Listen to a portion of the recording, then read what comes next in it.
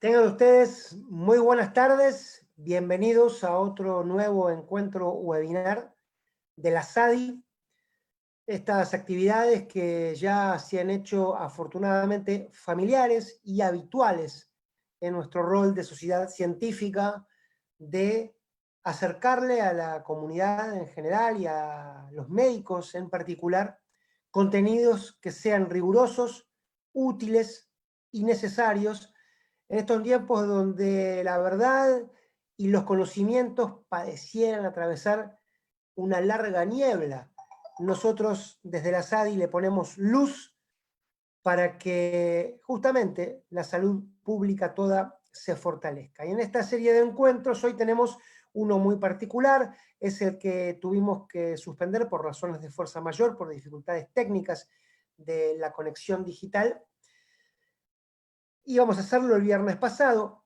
Tenemos la enorme fortuna de que la disertante no solamente tiene una sonrisa a prueba de balas, sino que además mucha disponibilidad y mucha generosidad para con nosotros.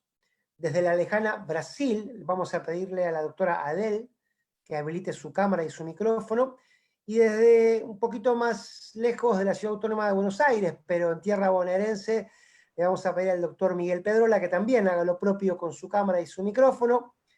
Déjenme decirles que hemos tejido una hermosa amistad en estos tiempos de dificultades técnicas, que seguramente cancelaremos con un encuentro en la casa de Adel, que además de ser experta en la materia sanitaria y HIV, lo tengo que contar, dicen que cocina unos pescados riquísimos.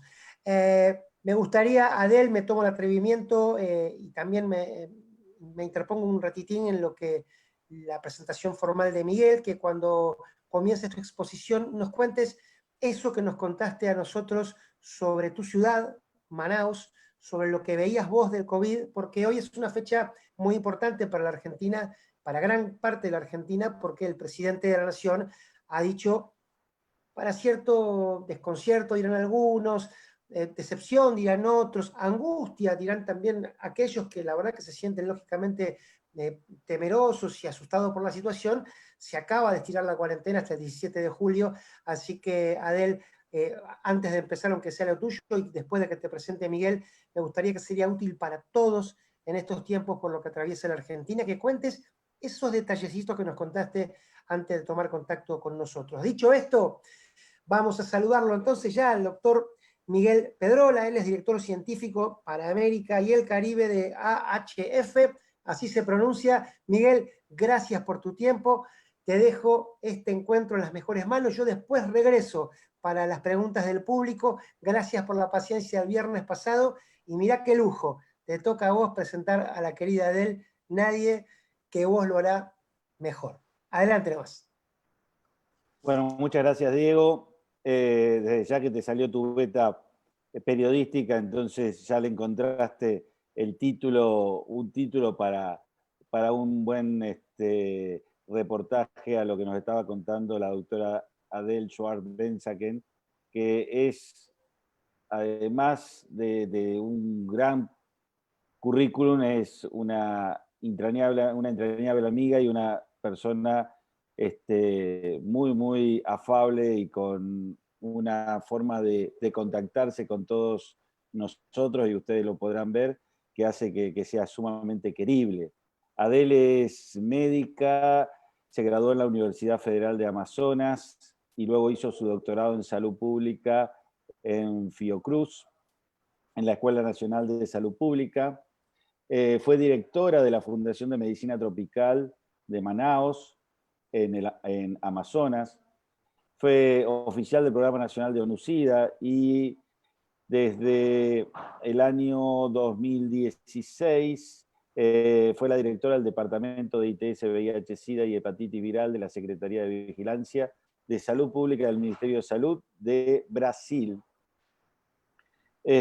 Y ahora tenemos la suerte de tenerla trabajando dentro de Healthcare Foundation como nuestra directora médica a nivel global. Y ella fue una de las personas que llevó adelante e incursionó en el autotest de VIH en Brasil, y creo que era la persona con más experiencia que teníamos y que nos podría brindar para todos nosotros sobre algo que todavía en Argentina se está discutiendo y no lo tenemos registrado, que es el autotest de VIH. Y creo que en el momento, en el contexto que estamos de distanciamiento social, en algunas partes de la Argentina aislamiento total o fase 1 y en otras con un poco de más libertades, creo que es un muy buen momento para empezar a discutir estas alternativas para poder seguir llevando adelante trabajos de prevención más allá del COVID. Así que por eso es un placer para mí, Adele, y te dejo el micrófono y el webinar para ti, para que puedas contarnos un poquito de la experiencia y, como pidió ahí Diego, nos cuentes un poquito qué pasó con COVID en Manaus. Muchas gracias, Miguel. Muchas gracias a la Sociedad Argentina de Infectología por la invitación. Sí, creo que es, la pandemia nos está alejando de la gente. Me gusta mucho más hacer las cosas cerca de las personas, pero creo que es un nuevo instrumento de uno se quedar más próximo y también de hacer un update de las personas sobre alguna, o mismo de compartir algunas experiencias vividas contra la cuestión de la autotest. Bueno, antes de empezar la presentación, me gustaría decir que ustedes saben que Brasil está pasando por hace ya 3-4 meses por una epidemia de COVID-19 muy grave, con una media de personas muertas al día que ultrapasan 1000 al día, pero el Amazonas es un estado en el norte del país y tuve una diseminación muy rápida del virus principalmente en los meses de marzo y abril. Y la situación fue caótica. Las personas se morían en la casa, no tenían sitio en el hospital.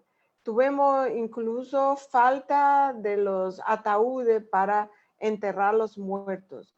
No había tiempo para abrir balas comunes individuales en el cementerio, entonces se enterraban las personas en balas comunes con tractores poniendo la tierra en los cajones. Fue un periodo muy estresante y muy doloroso porque casi todas las personas tuvieron alguien de la familia que se murió o que se quedó muy enfermo. Pero al final, ayer, por ejemplo, pasado todo el pico de la pandemia, ayer tuvimos 0 óbitos en Manaus, 0 muertes. Eso quiere decir que a lo mejor aquí es el único país que tenemos entonces una inmunidad de rebaño, como puede decirse, porque es una ciudad que todos los estudios demuestran tenemos 40 a 45% de la población ya infectada. Bueno, es un poco esta experiencia que me gustaría de compartir. Nosotros vivimos en el medio de la selva amazónica, era una ciudad de 2 millones de habitantes, pero ahora el gran problema es el interior del Amazonas y principalmente la población indígena que está muy afectada. Entonces, todo el esfuerzo, todos los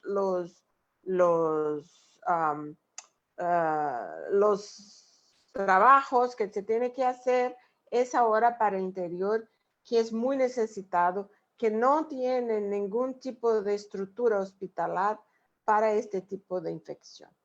Bueno, de todo eso, me voy a poner aquí la presentación. Un minutico.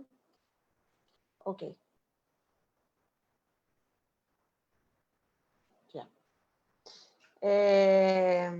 Y agradecer otra vez la Sociedad Argentina de Infectología, pero en especial a mi amigo Miguel, que hizo la invitación para que yo pudiera hablar del poder del autoteste en la respuesta de hacer testeo durante la pandemia de COVID-19. El contenido de esta presentación va a todos los antecedentes y justificaciones para la utilización del autoteste, las recomendaciones de la OMS, las experiencias de países y también el uso del autotest de VIH durante la pandemia. Hay también que abordar las necesidades y desafíos para su implementación, pero hay también mensajes, experiencias del campo de algunos países para uno poder llevarse a la casa. Cuanto al diagnóstico del VIH, podemos hablar de aproximadamente 26 años, porque cuando empezamos al principio de los años 2000, tuvimos un principio muy lento, con muy pocas clínicas que se llamaban clínicas de consejería y testeo, y se hacía un esfuerzo enorme para que la gente pudiera acceder a la clínica. Era todo un testeo que tenía que ser voluntario y en algunos países tenía que tener las personas la autorización por escrita para acceder a las pruebas. Esto fue un periodo. Y en esta época, si ustedes se recuerdan, la mayoría de los testeos eran testeos de laboratorio. Se utilizaba ELISA, inmunofluorescencia, Western blot. Había todo un proceso y un retraso enorme en el resultado. Me recuerdo que uno tardaba de 15 a un mes para tener la respuesta de un test. En la secuencia pasamos para un aumento muy expresivo de los números de testeo en el periodo que empezó de 2011 más o menos con el uso de las pruebas rápidas. Las pruebas rápidas hicieron un aumento de la cobertura del testeo y llevaron a los testes a donde la persona se encontraba.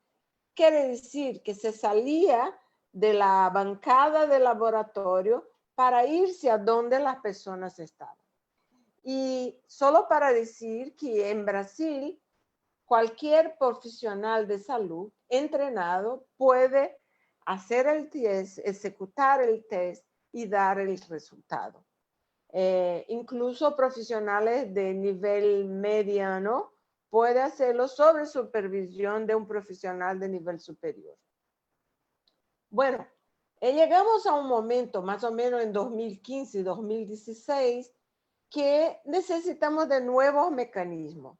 Nosotros sabemos que con estas estrategias tradicionales, mismo con las pruebas rápidas, con los testes rápidos, no podemos todavía alcanzar los 20% de las personas que todavía no saben su diagnóstico. Esta desaceleración de aumentar más rápidamente el testeo, creo que es la dificultad de alcanzar las poblaciones que son las más vulnerables, pero que no acceden a los servicios de salud. Y ellas también no van por las vías tradicionales. Lo que entonces tenemos que tener nueva estrategia y creemos que el autoteste puede ser una de estas estrategias para otra vez aumentar y acelerar la cobertura de las pruebas rápidas. Hay una proyección que el mundo, el programa global, solamente podría alcanzar la barra de los 90% de personas que sepan su estatus solamente en el año 2026. O sea, dentro de 6 años nomás, si hacemos un esfuerzo, si incorporamos toda la recomendación de la OMS, podríamos entonces alcanzar este 90 de personas diagnosticadas. ¿Y por qué que se necesita de ampliar el autotest? Hay todo un ventaje para el autotest. El autotest es ya recomendado por la OMS a más de 5 años, es seguro, es efectivo, tiene sensibilidad y especificidad, respeta la autonomía de los individuos y puede llegar, conforme ya hablé, a la población clave y a los jóvenes principalmente que no están accediendo a los servicios de salud.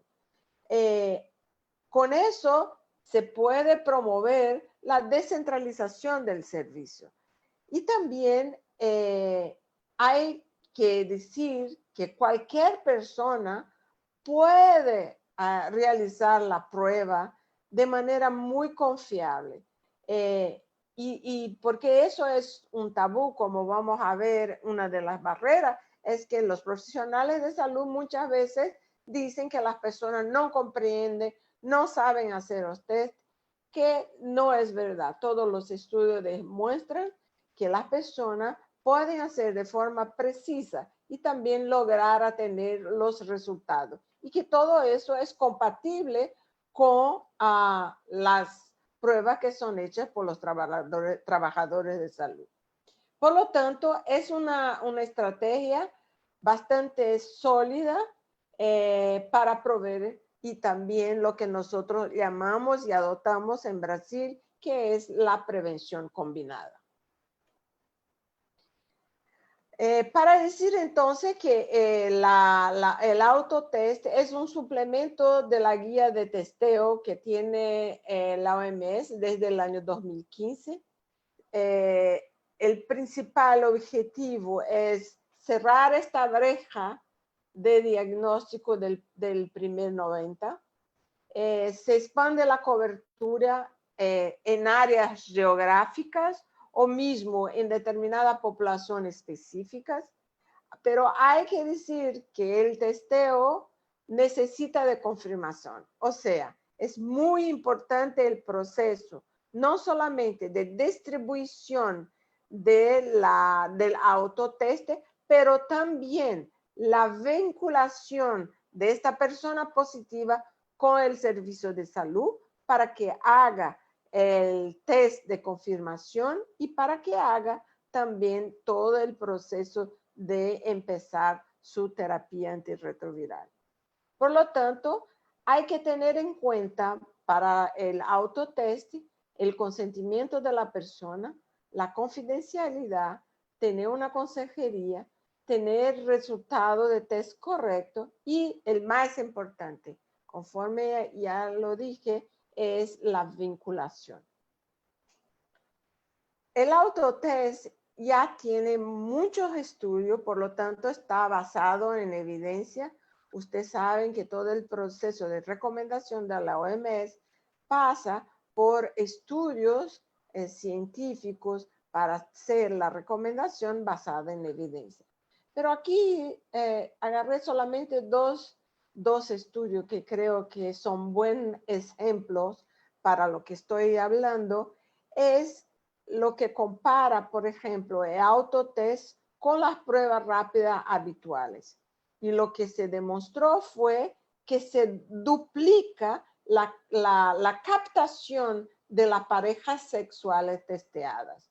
O sea, cuando uno utiliza la distribución del autotest para un caso index, para que las personas, las parejas sexuales del caso index VIH positivo, tenemos mucho más gente haciendo el testeo, 2 veces más, que si hacemos las pruebas tradicionales a donde hay la necesidad de la persona venir al servicio de salud.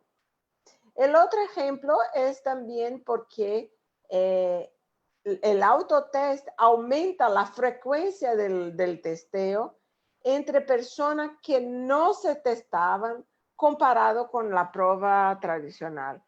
O sea, mucho más gente se testea con prueba rápida que nunca habían sido testeados do que las personas con las pruebas tradicionales. Y ese ejemplo nos vamos a poner en números cuando vamos a hablar un poco del ejemplo de Brasil. ¿Cuál es la situación hoy en el mundo del autotest?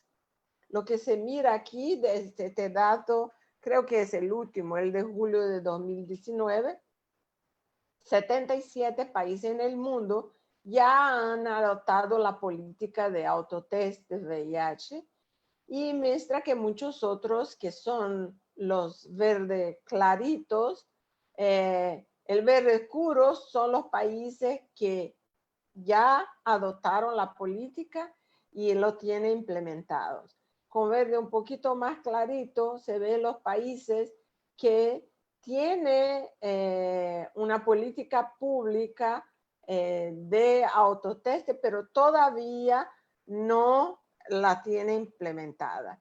Y en rojo son los que todavía ni siquiera tienen ningún tipo de políticas públicas para esta implementación. Bueno, entonces vamos a empezar con los ejemplos. El primero viene de Vietnam.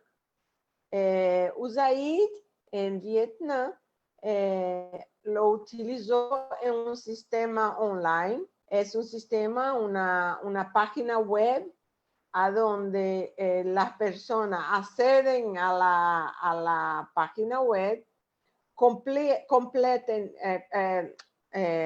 llenan un cuestionario para saber si las personas están en riesgo y que deben acceder a la prueba. Y después esta persona hace en el sistema online el pedido de la prueba y en este pedido dice si quiere recibir por correo, si va a buscar, a recorrer en la propia unidad de salud o si lo van a entregar en la casa. El tercer paso es cuando lo entregan el test y en 48 horas esto lo hacen y el cliente confirma si recibió. El vantaje de este programa de Vietnam que ellos utilizan varias plataformas. Yo no conozco, pero tiene una plataforma Zalo, tiene SMS,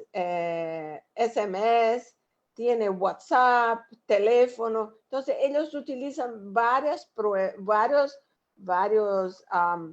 medios digitales para poder hacer el contacto con este probable cliente y saber sus resultados para proceder a la vinculación.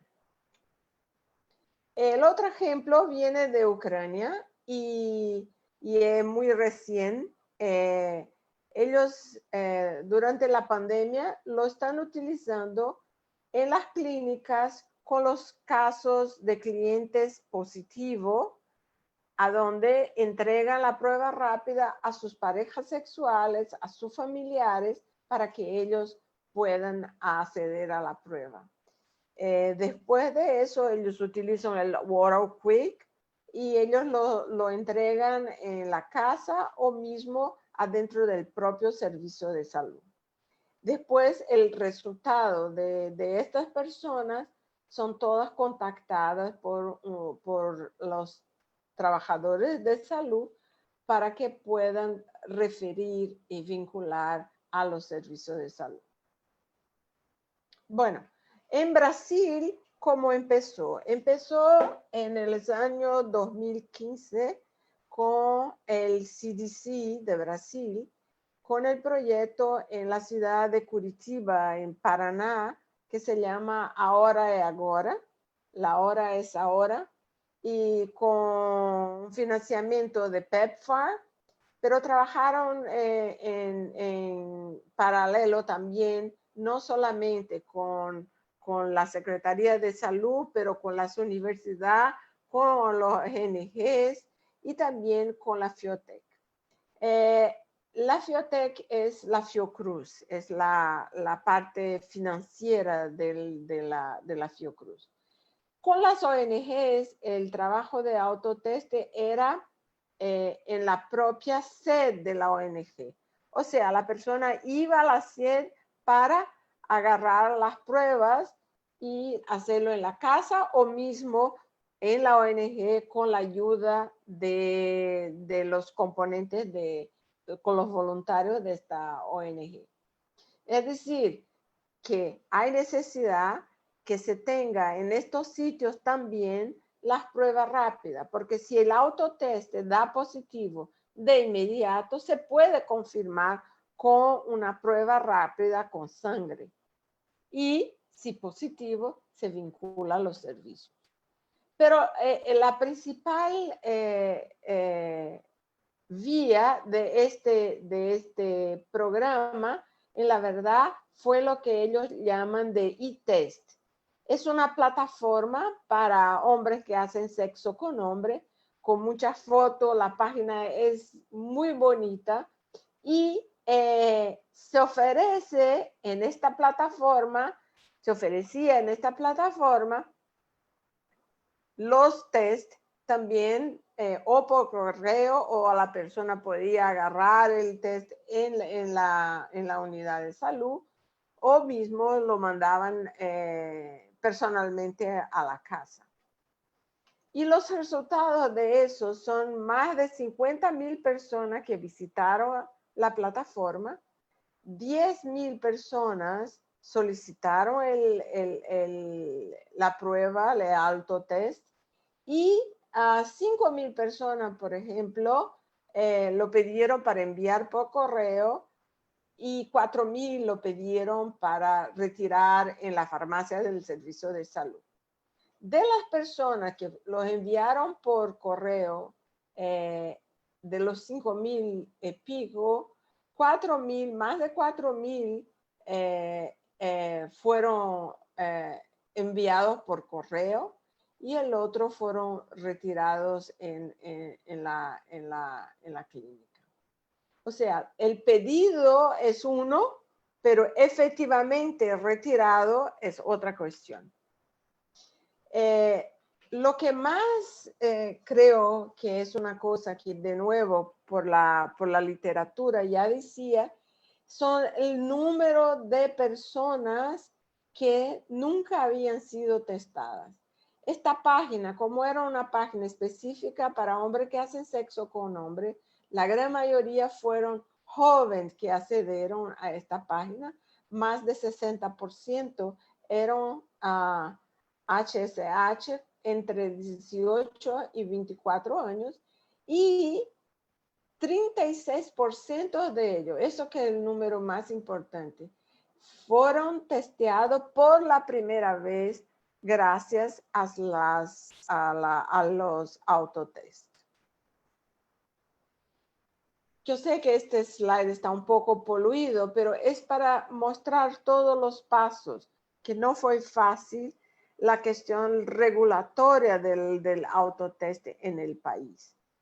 Yo me recuerdo que empezamos a trabajar en el año 2015 y el primer paso fue, contratamos una consultora en el Ministerio de Salud para poder conseguir que nuestra agencia regulatoria aprobara la venta del autotest en las farmacias. Pasados 2 años, conseguimos que el primer test fuera registrado en el país. Y en la secuencia, en los otros años, otros 5 testes que están aquí listados son testes de sangre total, son testes con fluido oral, pero la gran mayoría de las grandes marcas de autotest ya tiene su registro en Brasil. De la misma forma que registramos, Brasil también cancela las registraciones. Entonces hubo un test, el SALI-test, que la Anvisa canceló la registración de este test el año pasado.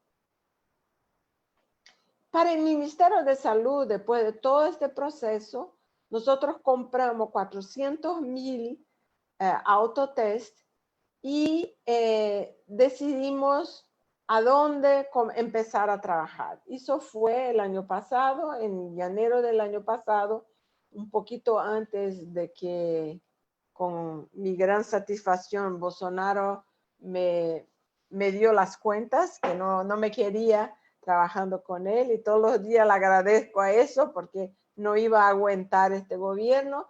Lo que pasó fue que la distribución fue una gran discusión para hacer un protocolo, pero se decidió que estos 400,000 autotest iban a ser distribuidos para las parejas sexuales y amigos de la población clave que accederán a la unidad de salud. Pero como Brasil también tiene PrEP, nosotros decidimos también trabajar con las personas que eran usuarias de PrEP para que ellas pudieran distribuir a sus amigos y a sus parejas sexuales. Y también tenemos partnership, alianzas con las ONGs que trabajan con la población clave, y estas ONG también nos están ayudando con la distribución. Hay también un intento en trabajar con los presidios, no creo que todavía empezó, pero la idea es que en la visita íntima que las parejas sexuales hagan a las personas que están en situación de encierro, se distribuya también el autotest. Este proyecto está ocurriendo en 13 ciudades en Brasil. Bueno, ahora con la pandemia del COVID, creo que se tiene una gran oportunidad para ampliar el acceso al autotest. Porque se sabe que muchas actividades de testeo fueron interrumpidas, ¿no? Hay unidades de salud que cerraron, hay profesionales de salud que fueron movidos para atender COVID. Entonces, se disminuyó muchísimo las actividades de testeo. Y este slide es solamente para recordar a nosotros que hay determinadas personas, determinadas poblaciones que mismo en el periodo de COVID no se puede dejar de testear. Y aquí tiene el listado, por ejemplo, en prenatal, son las personas que no pueden dejar de testear. La embarazada, que tiene que testear, todos saben, 3 veces el protocolo, no sé cómo es en Argentina, pero en Brasil el protocolo dice que tenemos que testear 2 veces el embarazo, en el primer, el último trimestre del embarazo y en el momento del parto. Hay también que dar prioridad a las personas que llegan a la unidad de salud con sospecha de VIH. Hay personas muchas veces que llegan a la unidad de salud ya con SIDA. Hay que continuar a testear a las personas con tuberculosis, con ITS, las personas con desnutrición. Hay que testear los niños expuestos para una detección temprana en los niños. Y la cuestión, aquí ya hablamos muchas veces, pero creo que es la más importante, el testeo de la pareja sexual del caso íntimo o de los familiares del caso índice. A donde se puede ofrecer el testeo, que puede ser presente en la instalación en la unidad de salud o se puede enviar el autotest. Quiere decir que también hay que continuar con el testeo en programas de poblaciones claves que no son basados en clínica, pero hay que continuar a acceder a esta población. Hay un estudio reciente de Imperial College que demuestra que si dejamos de hacer las actividades de testeo, vamos a tener un incremento muy grande de personas enfermas con SIDA y personas que van a tener un retraso de bastante en los próximos 10 años en los programas de VIH. Bueno, de nuevo, ¿por qué que en tiempos de COVID es una oportunidad para ampliar el acceso al autotest? Todos saben que existen 8.1 millones de personas, 21% de las personas con VIH que todavía permanecen sin saber que tiene la infección. No conocen su estatus y no están en terapia, lo que aumenta la incidencia de nuevos casos de VIH. Entonces, el autotest es muy importante para ampliar este diagnóstico y, consecuentemente, la vinculación de esa persona al tratamiento. Pero para hacer eso, sea en testeo tradicional, sea en la distribución de autotest, es importante garantizar la seguridad de los profesionales de salud para los procedimientos. Hay que tener todos los equipamientos de protección a los profesionales de salud. Hay que hacer muchas actividades afuera de la clínica. Puede armar tendas afuera de la clínica para proceder con estos testeos. Y hay que utilizar muchos, no solamente las llamadas telefónicas, pero las medias digitales, para no solamente vincular a personas, pero también para proceder con los apuntamientos, para decir a qué hora la persona tiene que venir a la clínica para hacer su testeo o para agarrar el autotest. Entonces, hay que organizar para que no haga mucha aglomeración en las clínicas y que se pueda respetar el distanciamiento social. Entonces, hay que, aparte de la distribución de autotest o del testeo tradicional, tenemos que tener en foco que tenemos que distribuir preservativo y también la contracepción, principalmente para las personas, las mujeres que utilizan dolutegravir. Y hay que monitorar muy bien la cadena de suministro para que no se tenga ningún tipo de desabasto mientras estamos implementando eso. Continuando para cómo ampliar el acceso del autotest, es decir que el autotest es una alternativa muy buena para mantener el distanciamiento social durante la pandemia. Es importante decir también que podemos priorizar determinada población o determinada área geográfica a donde se sabe que, por ejemplo, puede ser un punto de mapeado de profesionales de sexo. Entonces hay que priorizar área geográfica o mismo el tipo de la población que deseamos ascender, siempre basado en evidencia, en estudios, principalmente estudios de prevalencia en la población clave.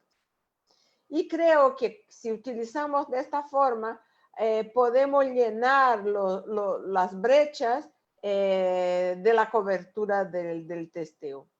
Es decir, también que la distribución del autotest puede ser para uso personal o también para uso, para distribuir para sus parejas sexuales o contactos sexuales de esta población clave. Los sitios que deberíamos priorizar, lo que estaba hablando de las áreas geográficas, tiene que ser sitios de alta carga de VIH. Y claro, no podemos olvidar de las embarazadas, que estas también podrían llevar los autotest para sus parejas sexuales, parejas masculinas, para acceder al test. La distribución tenemos que considerar que puede ser en centro comunitario, puede ser en la unidad de salud, puede ser a través de plataformas online, o mismo en las farmacias ofrecer para que la persona pague y ejecute su prueba. Hay máquinas en algunos países, creo que en Estados Unidos, hay máquinas que la persona accede a la máquina para retirar su test. En esta época de COVID, para los países que todavía ya tienen programas de autotest, es un periodo muy bueno para expandir y intentar reemplazar el testeo tradicional por el autotest con el objetivo de descongestionar las unidades de salud. Y también utilizar el autotest con las ONG que normalmente se trabaja. Para los países que todavía no utilizan autotest, creo que durante la pandemia es un periodo muy bueno para hacer el lobby, para agilizar todo el proceso regulatorio y la aprobación del autotest. ¿Cuáles son los desafíos, la necesidad para implementación de la... Hay muchos tabús, las personas piensan, mismo los clientes, que no tiene acuracia, que es muy difícil de realizar, la autoejecución de test es muy complicada, que no es confiable, que no es preciso. Entonces hay que desarrollar una comunicación e información muy adecuada. Hay que entrenar bastante los trabajadores de salud para que ellos den la información antes de hacer la prueba, los mensajes, los flyers que se va a entregar, tiene que ser bastante claro para que esa prueba pueda ser accesible y disponible para todas las personas. Es importante la integración del autotest con otro tipo de servicios. Y aquí algún ejemplo de salud sexual y reproductiva, tuberculosis, ITS y hepatitis viral. El programa tiene que ser sostenible. Es decir, que las barreras regulatorias pueden, así como el costo del test, pueden afectar esta expansión al acceso. Entonces, creo que este es mi último diapositivo. Como mensaje para la casa es que se sabe que los costos son altos, pero el autotest ofrece una oportunidad única de llegar a quien más lo necesita. Se puede no solamente ofrecer autotest, se puede ofrecer testes de diferentes modalidades. Hay que comunicar muy bien con las personas de una forma diaria, con un lenguaje adecuado, principalmente lo que se habla de hablar el idioma de los jóvenes. Y a ellos les gusta la prueba, el autotest, porque tiene una forma de dialogar muy próxima a ellos. También se sabe que hay pruebas que tienen muchas etapas. Cuanto menos etapas, es mejor la aceitabilidad de las personas. Decir y afirmar y reafirmar que el autotest no aumenta el riesgo de la persona a la infección y ni tampoco disminuye la captación y frecuencia de las pruebas de ITS. El último mensaje es: hazlo disponibles. La demanda te va a sorprender. Aquí tenemos entonces algunas páginas web de informaciones adicionales y a mí me gustaría decir muchas gracias a Fernanda, que me ayudó con la presentación, a Rachel Bailey, me forneció algunos de los diapositivos, a Pamela Gaspar también y a Ana Carolina del CDC, que me dieron algunos diapositivos, y a Miguel Prola, que lo puse en español para que yo pudiera mejor comunicarme con ustedes. Muchas gracias. Bueno, muchas gracias, Adely. Algo que me faltó cuando comenzamos era también agradecer a toda la Sociedad Argentina de Infectología, en el nombre de su presidente, el doctor Omar Suet, que creo que conjuntamente con la comisión directiva está yendo cada vez o dando un poco más de lo que siempre venía dando la Sociedad Argentina de Infectología, y más en el contexto de COVID, ya que estos webinars son muy populosos, se escapan de Argentina, y mucha gente puede actualizarse y hasta encontrarse dentro de estos webinars. Y para nosotros como Healthcare Foundation era importante también compartir la experiencia que tiene Adely en Brasil, y que nos pueda comentar algo que hace tiempo que en Argentina venimos discutiendo y no lo estamos implementando. Y ahí es la primera pregunta, es una de las cuestiones que se plantean cuando nosotros hablamos de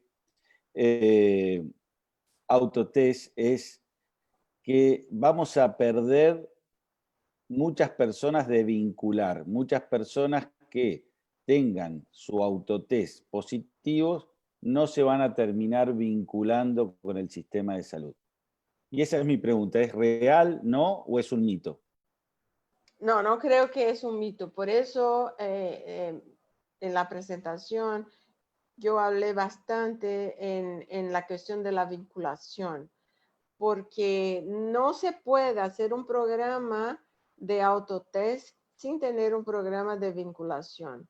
Entonces, hay que distribuir la prueba, pero tener los datos de las personas para poder monitorear si esta persona, cuál fue el resultado y si la persona consiguió después del resultado. Muchas veces en el programa de Brasil, hay la figura de la persona que se llama el navegador, que va y que hace el agendamiento de la consultación y lleva a la persona hasta la unidad de salud para que tenga entonces su vinculación.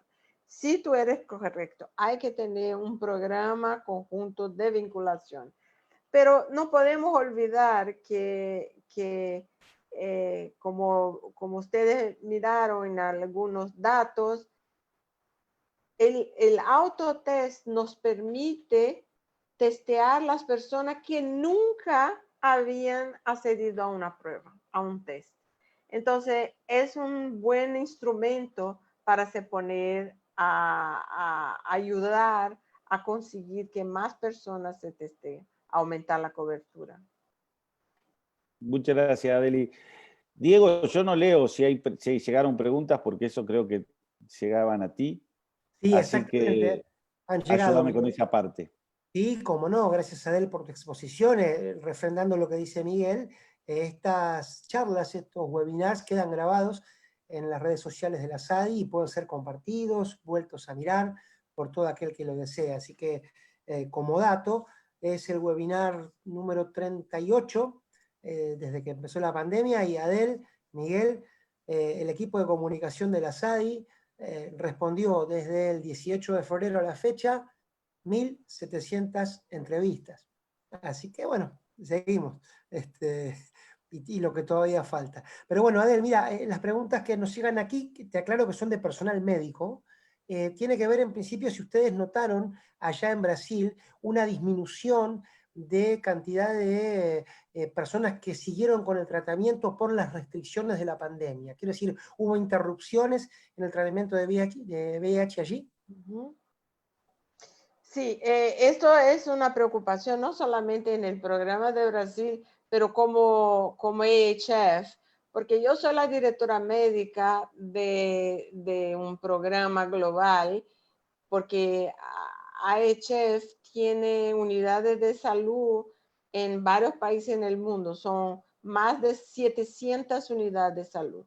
Y una de las recomendaciones es exactamente esta, que hubo regiones, por ejemplo, en Caribe y en Europa, las personas, incluso las que estaban, no estaban más, ya estaban perdidas, no estaban, volvieron durante la pandemia a buscar el tratamiento. ¿Por qué? Porque piensan que el tratamiento va a proteger contra el COVID. Entonces fue una cosa reversa, una experiencia reversa de que las personas, mismo aquellas que estaban lost to follow up, vinieron para agarrar su medicamento porque creían que están protegidas. Pero hay regiones, principalmente en África, en Latinoamérica también, que las personas no están viniendo para buscar su medicación.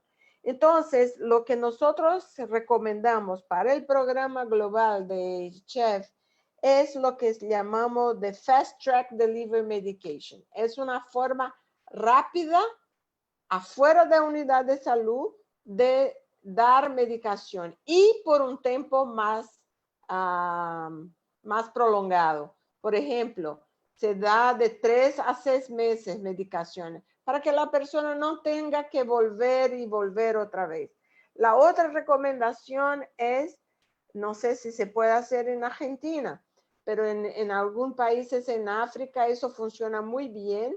Es un representante de la comunidad, viene a la unidad de salud y agarra los medicamentos para todas las personas de su comunidad que lo necesitan. IHF hizo también mucha entrega de medicaciones en la residencia.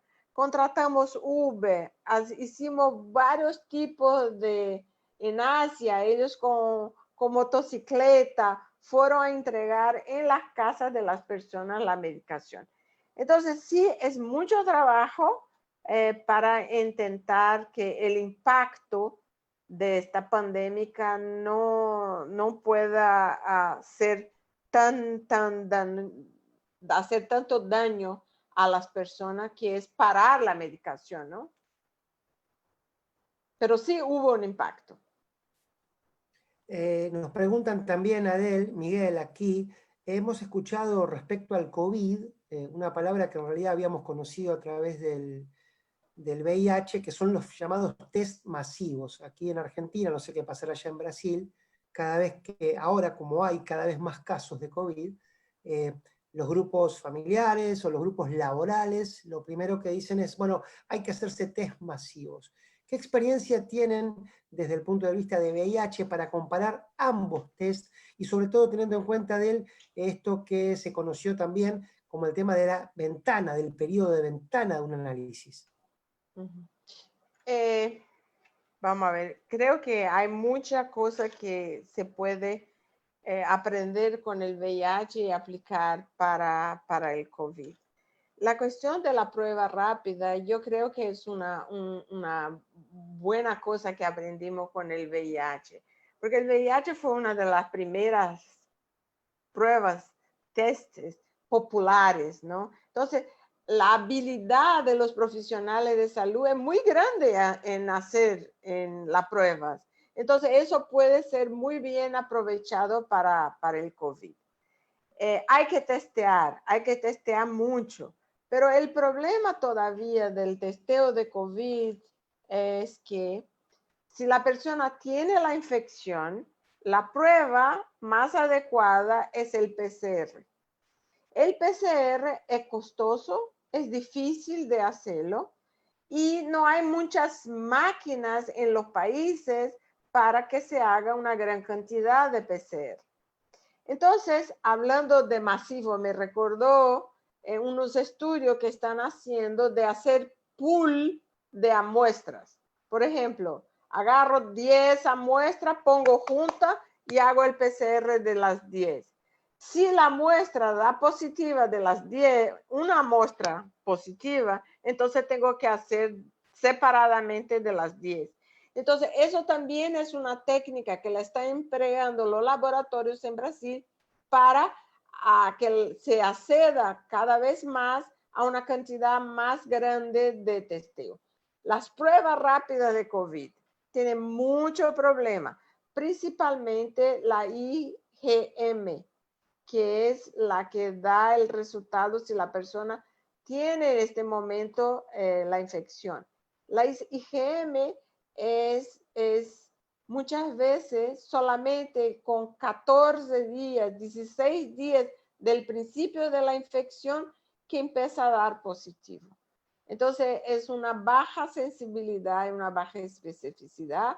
Se puede utilizar, sí, el IgG para decir que la persona tuvo la infección, pero eso no ayuda mucho porque ahora ya están hablando de que las personas que tuvieran muchas veces el anticuerpo no tarda más que 3, 4 meses y la persona otra vez está vulnerable para la infección. Bueno, hay que todavía aprimorar las pruebas rápidas. La prueba rápida de COVID hay que aprimorar. Yo tengo aquí un paper nuevo para leer esta noche que salió en Cochrane sobre las pruebas rápidas que están de COVID.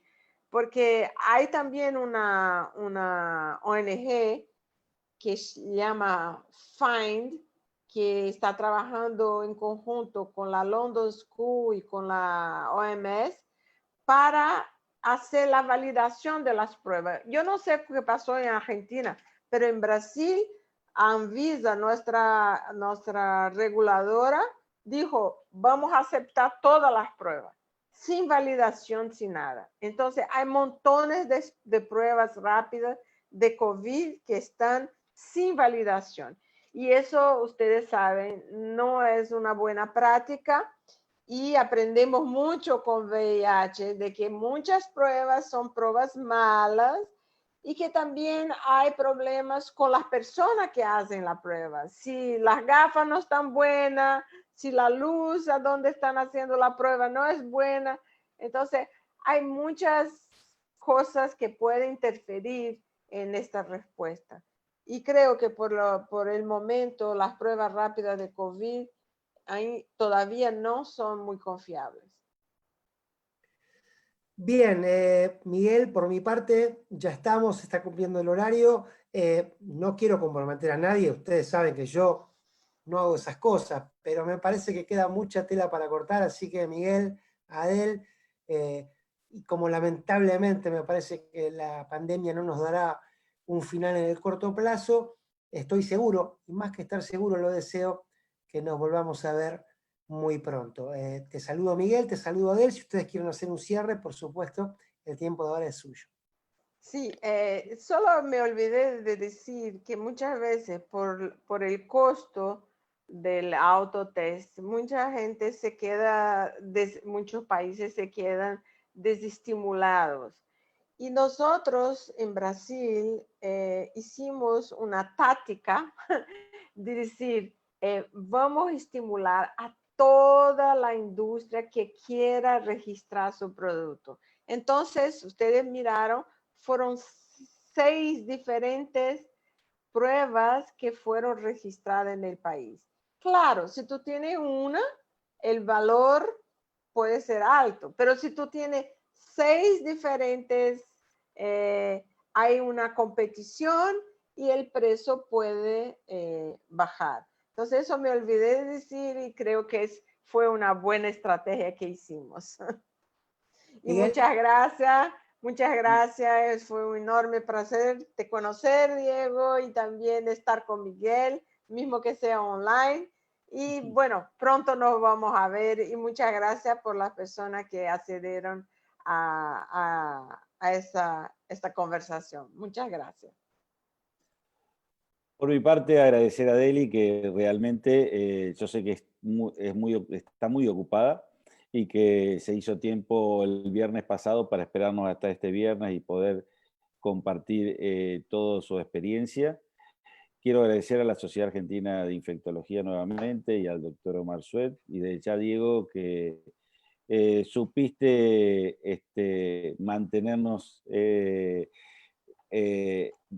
contentos durante durante todo este tiempo, y que más allá de que teníamos estos problemas técnicos, continuamente estaba con una sonrisa, y yo sabía que por dentro estaba bastante más nervioso. Así que yo soy uno de los que seguramente estuvo en los 36 o 37 webinars, y de ya que los usufructo mucho y los disfruto mucho. Así que nuevamente, muchas gracias Adeli, y nos seguimos mirando.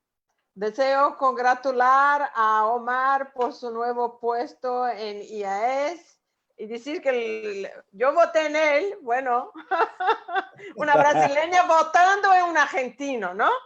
Sí, es raro, es raro. Bueno, pero no era fútbol, Adel, no era fútbol, así que eso. Sí. Lo quiero muy bien. Bueno, gracias por tu palabra, Miguel. También, Adel, sepan que hay algo que la medicina ya sabe incluso, que es que con una sonrisa todos nos curamos un poquito más rápido. Que tengan ustedes buenas tardes, nos veremos en el próximo encuentro. Muchas gracias. Chau, chau. Bye, chao.